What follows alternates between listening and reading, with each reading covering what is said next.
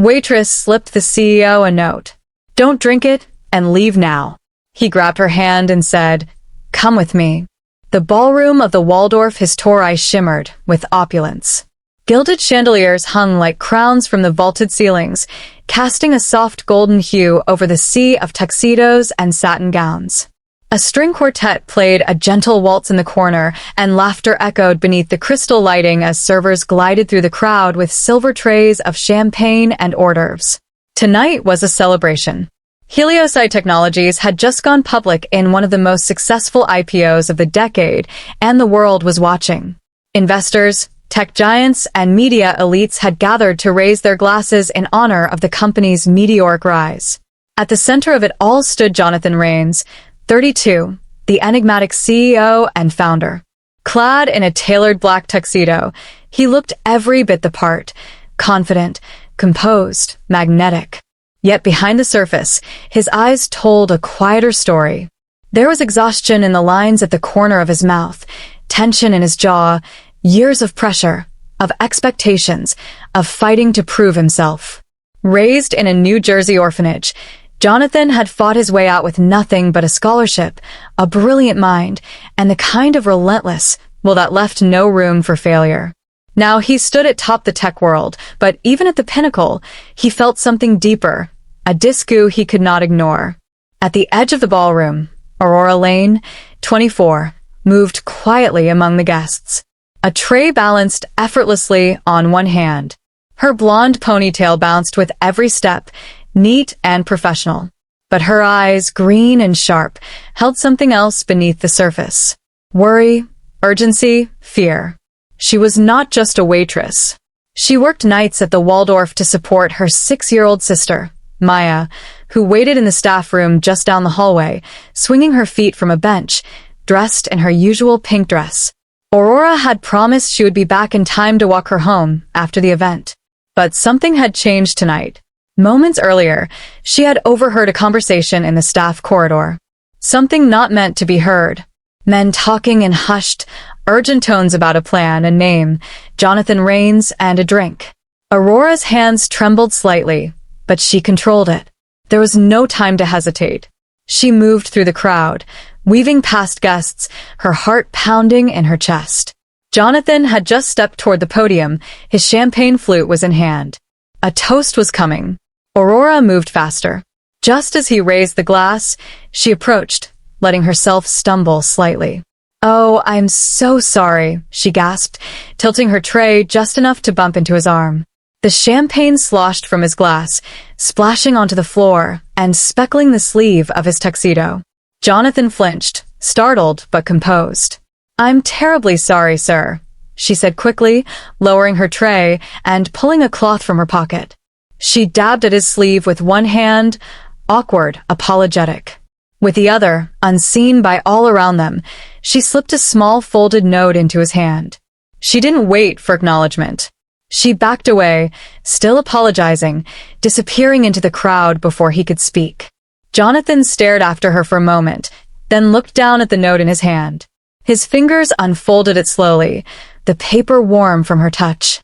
For words stared back at him in hurried handwriting. "Do not drink. Leave now. They know you found out the truth." The words hit harder than the champagne. His breath caught. He looked up at the room, at the faces that had just been laughing and smiling and congratulating him. But now something shifted in his perception. The glances felt longer, the smiles sharper, the air thicker. People were watching him, but not in admiration. It felt colder, calculated. The ballroom was no longer a place of celebration. It was a stage. And suddenly, Jonathan was the only one who did not know his part in the performance. His fingers closed over the note. His expression remained calm, unreadable. But inside, something had already begun to move. Jonathan's expression did not change. He folded the note slowly, slipped it into his inner jacket pocket, and looked up, scanning the crowd. Then he saw her, the waitress, with the blonde ponytail slipping into the far corner of the ballroom. Without drawing attention, he placed the untouched champagne flute back on the table. Then, calm and precise, he stepped down from the podium, weaving through clusters of guests. Every move was deliberate, unhurried, as if he were just mingling before a speech. Aurora reached the edge of the room near the staff corridor when she felt someone behind her. "Don't turn around," Jonathan said quietly, his voice low and close. "I read your note." Aurora stiffened. Her fingers gripped the tray in her hands. "I need you to come with me," he continued. "We'll talk, but not here." He gently reached for her hand. She looked down, startled, then up at him. His expression gave nothing away, just a small, steady nod. Without speaking, they walked together toward the back of the ballroom. Jonathan wore a faint smile like a host showing a guest around. Aurora followed, heart pounding. A man in a charcoal suit, one of the board members, stepped into their path, smiling slightly. "Jonathan," he said smoothly, sneaking away already. Jonathan kept his grip on Aurora's hand. "I'll be right back," he replied with a smile. "Just giving my guest here a quick tour." The man glanced at Aurora, raising an eyebrow. "A tour?" Without hesitation, Jonathan stepped closer to Aurora and slipped his arm around her waist. He leaned in, as if whispering something flirty. "Too many eyes," he said under his breath. "Not enough air." The man hesitated, then chuckled. "Fair enough. Just don't miss your big toast." Jonathan winked. "Wouldn't dream of it." Aurora offered a faint smile and a tilt of the head, selling the illusion. It worked. No one followed. They slipped through the side doors into a dim hallway leading to the staff area. Music and voices faded behind them. Jonathan's grip tightened slightly. "Where's the service elevator?" Aurora pointed silently. They moved quickly. Her steps light, his stride long and steady. Inside the elevator, the doors slid shut with a soft chime. For the first time, they were alone. Aurora leaned against the wall, breathing hard. Jonathan pressed the button for the basement. Silence hung heavy. As the elevator descended, Jonathan turned to her. "Talk," he said. Aurora nodded. Her voice trembled, but was urgent. "I overheard two men talking in the VIP lounge behind the ballroom. One of them, I think, is on your board. They mentioned you found something you weren't supposed to. One of them said, 'It ends tonight.'" Jonathan's jaw clenched. "I wasn't supposed to be near there," she said. "But I took a shortcut through the service hallway. The door was open just enough. I didn't hear it all, but one of them said, 'Once he drinks, we move forward.'" Jonathan said nothing, staring at the elevator doors as his mind raced. "I couldn't ignore it," she added quickly. "I didn't know who to trust. I didn't even know if you'd believe me." He turned to her, and for the first time, she saw something unexpected in his eyes. Not suspicion, not authority, gratitude. "You did the right thing," he said quietly. The elevator dinged. The doors opened into the shadowy service corridor below. Jonathan stepped out first, scanned the empty hallway, then looked back at her. "Come on," he said. "We don't have long." The storage room in the basement was dimly lit, its concrete walls lined with folded banquet chairs and used linens and crates of bottled water. The low hum of the building's boiler echoed faintly through the space, but all Aurora could hear was her own heartbeat pounding in her ears. Jonathan closed the door behind them, locking it quietly. He scanned the room once, then turned to face her. "Tell me everything," he said, his voice low and calm. Aurora nodded, still catching her breath, her hands twisted nervously in front of her, fingers wringing the edge of her apron. "It happened maybe 20 minutes before the toast," she began. "I was cutting through the back hallway, just trying to save time. There's a shortcut near the kitchen that leads past the VIP lounge." The door to the lounge was open just a crack. Jonathan listened intently, his expression unreadable. "I wasn't trying to eavesdrop," she continued quickly. "But I heard voices angry low, so I stopped." She swallowed hard, reliving the moment. There were 3 men inside. 2 I didn't recognize, but the third. I realized it was Mr. Coburn. "I've seen him at the hotel before. He's on your company's board, isn't he?" Jonathan gave a slow nod. "Vice Chairman been with Heliosite since the beginning." Aurora's voice dropped to a whisper. "They were talking about you." His jaw tightened. One of the men said. She paused, trying to recall the exact words. He said, "He thinks he can hide the internal report at home. It all ends tonight. That champagne will be his last." Jonathan didn't react, but his gaze sharpened. Then the other one said something like, "We'll sign the new contracts the moment he's gone. If we don't move now, everything he uncovered will destroy us." Aurora shook her head. "I didn't understand what they meant at first, but it was clear they were planning to get rid of you tonight." A heavy silence settled over the room. Jonathan turned away, bracing his hands on the edge of a storage shelf. He exhaled slow and long. "I knew something was wrong," he said quietly. "I just didn't realize how far they'd go." He straightened and looked at her, his voice steady. "About a week ago, I was reviewing a quarterly audit when I noticed some inconsistencies in one of our subsidiary accounts, specifically a charity branch we set up 3 years ago." He paced slowly as if organizing his thoughts aloud. "On the surface, everything checked out, but the deeper I looked, the worse it got. Fake vendors, inflated expenses, money meant for outreach and medical grants siphoned off into private accounts." Aurora's eyes widened by Mr. Coburn. "I do not have definitive proof yet," Jonathan replied. "But I traced enough of the paper trail to know this wasn't just negligence. It was deliberate." He paused, then added, "I was planning to take it to the board next week. I thought I had time to build the case." Aurora stepped closer, her voice shaking slightly, but someone found out. Jonathan gave a slow, grim nod. 3 days ago, I got an anonymous message. Just one sentence. "Drop it or you'll regret it." I thought it was just a threat. Empty words. I've had worse thrown at me over the years. He looked down at the floor, his voice softening. I underestimated how much was at stake and how far they'd go to protect it. Aurora's hands were still trembling. "If I hadn't overheard them, you did," Jonathan interrupted gently. "You acted. You warned me. That alone might have saved my life tonight." Their eyes met. For a moment, they stood in silence, the weight of what had almost happened pressing in from all sides.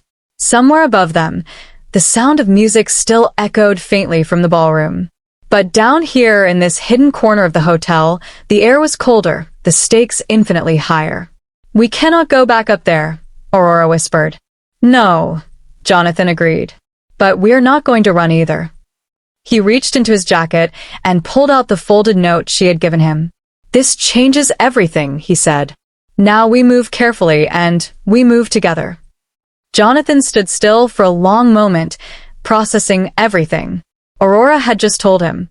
The room around them felt tighter now, as if the walls themselves understood the weight of the truth. "We cannot stay here," he finally said. "We need to get you out of this building." Quietly, Aurora looked down nervously, twisting her fingers. I can't leave yet," she said. "My sister Maya, she's waiting for me at the back entrance. I told her I'd be done by 10 o'clock. Jonathan's expression softened. "She's here in the hotel." Aurora nodded. "She always comes with me when I work night shifts. I don't have anyone else to watch her." He looked toward the door, his voice now calm but decisive. "Then we go get her now." He led Aurora through a series of narrow service corridors, bypassing the main elevator shafts and security stations. Every corner they turned felt like a new risk. Every echo behind them a possible danger. But Jonathan remained composed, his presence grounding Aurora even as her heart raced. At the end of one hallway, they reached the emergency stairwell. Jonathan pushed open the heavy steel door and motioned for her to go first. The stairwell was dim and industrial, smelling faintly of dust and old concrete. They descended in silence, footsteps soft and urgent. At the bottom, he led her through the employee-only exit that opened into the narrow alley behind the hotel. The air outside was sharp and cold, and Aurora's breath rose in small clouds. "There," she whispered, pointing to the far end of the alley. A small figure sat on a bench tucked into the shadows, legs swinging, wearing a pink dress that stood out like a petal in the dark. "Maya," Aurora called gently, breaking into a light jog. The little girl looked up, beamed, and ran toward her sister, arms outstretched. "I was starting to get cold," she said, her voice light and innocent. Jonathan followed behind, silent, watching them. Aurora bent down and hugged her sister tightly. When she looked up, Jonathan was already removing his tuxedo jacket. Without a word, he knelt in front of Maya, draped the jacket around her small shoulders, and gently pulled it snug. "Sorry we're late," he said, his voice soft and warm. "But your sister just did something very brave." Maya looked up at him with wide eyes. "Is she in trouble?" "No," he smiled. "She helped someone." "She helped me." Ma blinked, then nodded solemnly, as if she somehow understood more than her ears allowed. She reached out and took Jonathan's hand, small fingers wrapping around his. Aurora stood motionless for a moment, overwhelmed. The cold night, the fear, the uncertainty, all of it had crushed down on her shoulders for so long. And yet, here was this man, powerful, composed, and now crouched beside her sister, treating them like they mattered. No one had ever done that before. Jonathan stood gently lifting Maya into his arms. "We're not going home just yet," he said, looking at Aurora. "But you're both safe now." She nodded, unable to speak, her throat thick with emotion. Jonathan reached into his pocket and pulled out his phone. He stepped a few feet away, dialing quickly. "Mark, it's me," he said, his tone quiet but firm. "I need you right now." "No questions." "Back alley entrance of the Waldorf." He paused, listening. "Yes, and bring your bag. We may not have long." He hung up and turned back to them. "A friend of mine is on his way. Someone I trust. He used to be NYPD. Left the force a few years ago. Got tired of the red tape. He's a private investigator now. Smart. Careful. Name's Mark Dalton." Aurora nodded slowly. "And you trust him?" "With my life," Jonathan said. She looked at him. Really looked. For the first time, her eyes met his without fear, without distance. Something unspoken passed between them.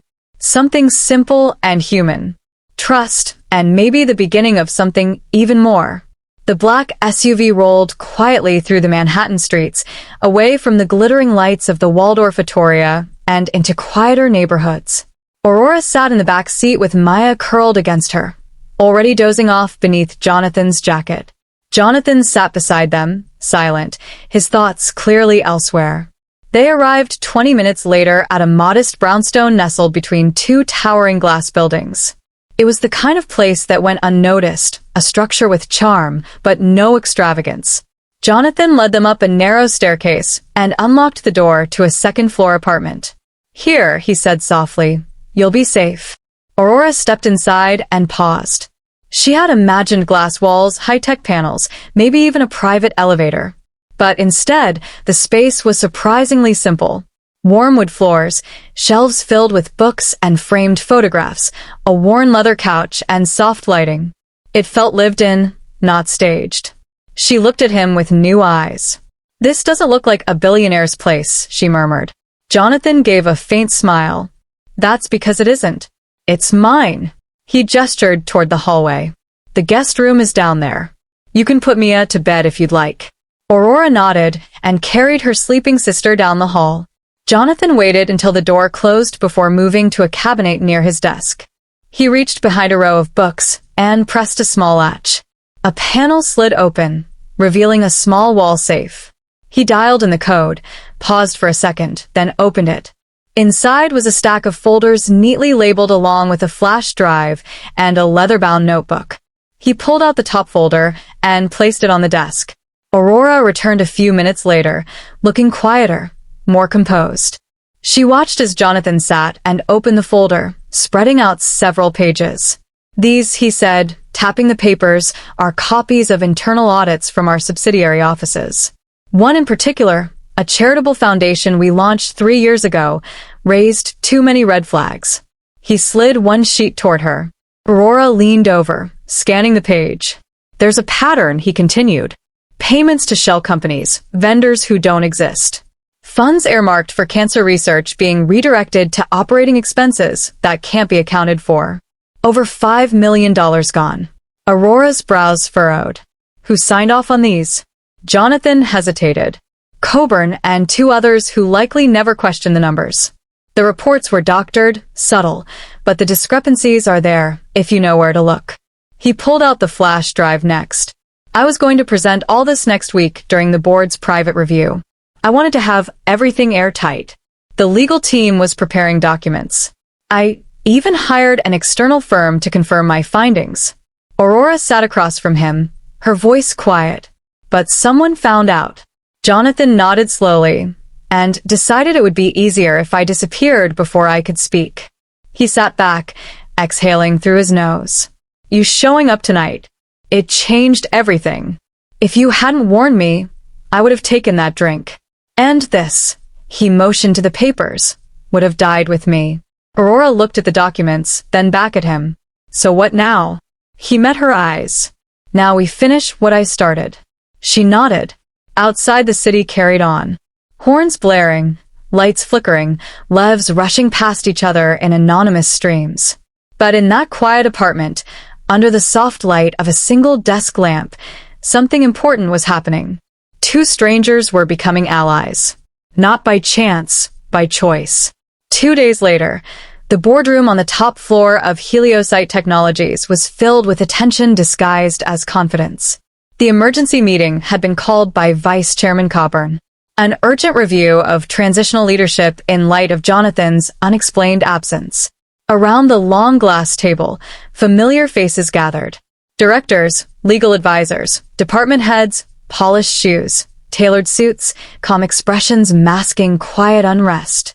Everyone wondered the same thing. Had Jonathan Rains really disappeared, or was he planning something? Coburn called the meeting to order, tapping his fingers on the glossy surface. Mr. Rains has taken an indefinite leave. We need to move forward. Interim leadership pending contracts. Let's begin.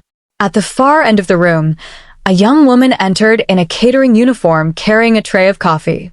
Coffee, gentlemen? She asked politely, her voice soft. No one gave her more than a glance. Aura, hidden beneath the uniform, moved with practiced grace, setting cups at each seat. Her blonde hair was tucked into a black cap, her eyes cast downward, but she heard everything. Beneath her tray was a small transmitter, and inside the air vent across the room, Mark Dalton's hidden recorder picked up every word. 2 blocks away, inside a nondescript surveillance van, Mark sat with headphones on, monitoring the feed. Next to him, Jonathan leaned forward, eyes locked on the screen. Then it happened. Harlan Dent, a legal advisor in his 50s, shifted in his seat and muttered under his breath, unaware his mic picked it up. Even if he has the originals, it's too late. He's probably on a jet or buried somewhere. Someone let out a low chuckle. Another board member added, if he's smart, he'll stay gone. We've already locked in the votes. Coburn didn't respond, but the hint of a smirk curled on his face. In the van, Mark pressed a small button on the transmitter, a silent signal. Inside the boardroom, Aurora took a slow step back. Then the doors opened, heads turned. Jonathan Rains stepped inside, calm, composed, and unmistakably alive. The room froze. The air turned to ice. Coburn stood halfway from his chair, pale. Jonathan, we weren't expecting. I'm sure you weren't, Jonathan said, coolly striding to the head of the table. He wore a charcoal gray suit, no tie, sleeves casually rolled. He looked every bit the man who had built the company with his own hands. He paused at the end of the table, scanning the room. Please, he said, don't get up on my account.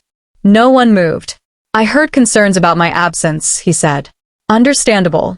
I needed time to think, to collect a few facts. He set his briefcase on the table, opened it, and slid a thick folder across the glass. You know, he said, eyes locking with Coburn. It's bold, deciding the future of a company based on the assumption that its founder is either dead or too afraid to return. Coburn tried to speak, but Jonathan raised a hand. No explanations. I've already heard enough. He addressed the full board now, voice calm but firm. This folder contains financial records, email threads, shell account details, and names. Copies have already been sent to federal investigators and our legal counsel, and, if needed, the press. A ripple of alarm moved through the room. Jonathan leaned forward, both hands on the table. And in case anyone still thinks this is a bluff, I've sent encrypted copies to 3 independent legal firms. If anything happens to me, this information goes public. He straightened slowly and turned to Coburn. I wanted to believe this company could fix itself from within. I gave people chances. I believed in discretion. He paused, then delivered the final blow, voice low but crystal clear. But the truth didn't die. I didn't die, and neither did the evidence. Silence. The room, once so certain, was now undone, and the balance of power had just shifted. 3 days later, the press conference at Heliosite headquarters drew a full crowd. Cameras lined the back wall. Lights blazed from every angle, and the air buzzed with anticipation. Reporters, shareholders, and staff filled the room, some anxious, some hopeful, all waiting for answers. Jonathan Rain stood at the front composed in a navy blue suit, no tie. To his left, company counsel. To his right, a screen displaying the Heliosite logo and one bold word beneath it. Transparency. He approached the podium and scanned the crowd. Thank you for being here, he began. I speak today not just as CEO, but as someone who came close to losing everything because I refused to look the other way. He let the silence settle before continuing. In recent weeks, I discovered serious misconduct within one of our charitable arms. A foundation meant to fund medical outreach had instead been used to divert millions into private accounts, signed off by members of our own board. A low murmur rippled through the crowd. Using documentation and the support of outside investigators, I've turned over all evidence to federal authorities. Arrests have been made. Heliosite is cooperating fully. Phones buzzed and reporters began typing, but Jonathan kept his gaze steady. This moment isn't only about corruption.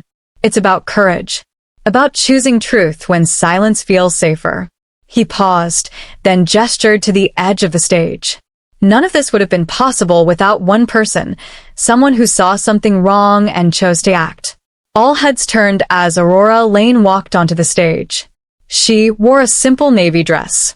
Her blonde hair fell in soft waves, her posture composed. Though nervous, she held her chin high. The event host took the mic and smiled. This is Aurora Lane, a part-time waitress who refused to stay silent. In doing so, she saved not only the life of our CEO, but the future of this company. The room erupted in applause. Aurora hesitated. Then Jonathan held out his hand. She took it. As they stood together, the applause grew louder. There was no hierarchy between them now, just mutual respect. Then Jonathan stepped forward again. From the front row, he reached down and gently lifted a small figure onto the stage. Maya, in her familiar pink dress, clutching a tiny stuffed bear. The room went quiet. Maya blinked under the lights, looking up at Jonathan with wide eyes. He knelt beside her and lowered the mic. If we want to raise children who are brave, honest, and kind, he said, we have to show them what that looks like. He looked toward Aurora, then back at the crowd. Sometimes it only takes one voice. One person who says, this is wrong when no one else will. He rose to his feet and placed Ma's hand gently in Aurora's. The three of them stood side by side, an unlikely trio, united by truth. And in that moment, the applause returned, not out of politeness, but from something real. It was thunderous, rising to fill every corner of the hall. It was applause for truth, for courage, for light, and for the people who choose to see and say what others are afraid to. Spring returned to New York with soft winds and blooming cherry blossoms, brushing color back into the city after a long winter. Life at Heliosite had changed radically, but for the better. In the weeks following the public revelation, the company launched sweeping reforms. The toxic leadership was gone. Trust once broken was slowly being rebuilt. And at the center of it all, Jonathan Rains remained. Still CEO, but now a different kind of leader. He no longer led from behind glass walls. He walked the halls. He listened. He shook hands with interns and janitors the same way he did with board members. And when he needed reminding of why he stayed, he often visited the employee relations office where Aurora Lane now worked full-time. Aurora had been offered high-profile roles, but she chose the one where she could make the greatest difference, helping entry-level staff, interns and part-timers, and people just like she had once been feel seen and heard. She wasn't just good at it. She was extraordinary. Her ability to connect, to sense when someone was struggling or afraid to speak up, made her indispensable. Jonathan once told a colleague, "She has an empathy radar, something you can't teach or program." Meanwhile, Maya thrived. With a full scholarship through Heliocyte's new outreach fund, she was attending a prestigious prep school uptown. Still in her favorite pink dress, she carried a sticker-covered backpack and filled her notebooks with stories, tales of quiet heroes who use their voices, not swords. Inspired by all that had happened, Jonathan took another bold step. He launched a nonprofit dedicated to protecting and empowering whistleblowers, people who risk everything to speak the truth. He called it the Echo Project, and he asked Aurora to be his co-founder. At first, she hesitated. "I'm not a leader," she said. But Jonathan smiled. "You already are." He stayed on the board as senior advisor while Aurora helped shape the mission. Together, they built a network supporting whistleblowers through legal help, education, and most importantly, a place to be heard. Aurora also found a new voice through writing. One quiet night with Maya asleep beside her, she sat down at her laptop and began typing their story. From the spilled champagne to the whispered warning, from fear to truth, she titled the post, "The Note That Changed Everything." It went viral within days. People from around the world shared their own stories in the comments. Stories of courage, regret, and hope. Stories from those who had spoken up and those who wished they had. Aurora hadn't expected it, but Jonathan wasn't surprised. Truth, he told her, has a way of echoing. One golden afternoon, as spring leaned into summer, the three of them sat on a park bench beneath the wide shade of a maple tree. Maya sat between them, licking strawberry ice cream, her legs swinging in rhythm with a quiet breeze. Aurora wore a light blue dress. Her blonde hair hung loose, catching the light like strands of gold. Jonathan leaned back, hands folded behind his head, watching the world go by. There was no rush, just stillness. Then Maya looked up and asked, "Do you think everyone will be brave someday?" Jonathan turned to her, then glanced at Aurora, the corners of his mouth lifted. "I think one brave voice," he said, "can help a lot of others find their own." And as the sun dipped low, casting amber light across the grass, his voice echoed softly, closing the chapter with words now etched into hearts everywhere. "They told me to stay silent. But a girl with blonde hair, with nothing but a small piece of paper, reminded me that truth deserves a voice." Thank you for watching this hopeful and soul story. If this story moved you, if it reminded you that courage doesn't always roar, sometimes it whispers through a folded note, a quiet warning, or a hand held in the dark, then don't forget to show your support. Tap the hype button to help us keep sharing powerful, heartfelt stories like this one. Subscribe to Hopeful and Soul Stories and turn on notifications so you never miss the next tale that just might heal, inspire, or change your heart. From all of us here, thank you for believing in the power of truth, kindness, and the human spirit. Until next time, stay kind, stay brave.